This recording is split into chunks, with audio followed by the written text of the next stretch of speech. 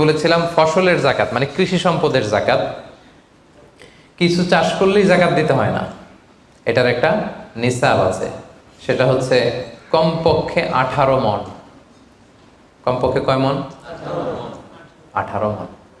কমপক্ষে 18 মণ হইলে ফসলের জাকাত দিতে। আল্লাহ বলেন, ইয়া আইয়ুহাল্লাযীনা আমানু আনফিকু মিন তাইয়্যিবাতি মা কাসাবতুম ওয়া মিম্মা আখরাজনা লাকুম মিনাল আরদ। জমিন থেকে যেটা উৎপন্ন করে দেই এটাও আল্লাহর রাস্তায় দান করো। ওয়া আতু হাক্কাহু ইয়াউমা হাসাদি, যেদিন ফসল হারভেস্টিং করে ঘরে তুলবেন ওই দিনই জাকাত দিতে হবে। মজার ব্যাপার হচ্ছে ফসলের ক্ষেত্রে বা কৃষিজ পণ্যের ক্ষেত্রে কিন্তু 1 বছর অপেক্ষা করা লাগে না।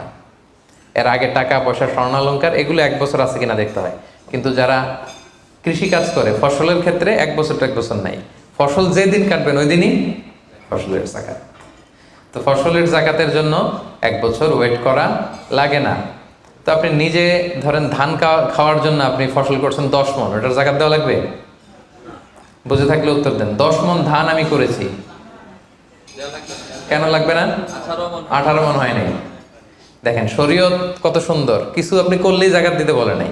এটা একটা স্ট্যান্ডার্ড আছে। লাইসা ফিমা দুনা খামসাতে আউসুকিন সাদাকা, 5 ওসাকের নিচে জাকাত হয় না। 1 ওসাকে কত এভাবে হিসাব করে বের করা হয়েছে 720 কেজি, 18 মণ। 18 মণের নিচে হইলে জাকাত দেওয়া লাগবে না।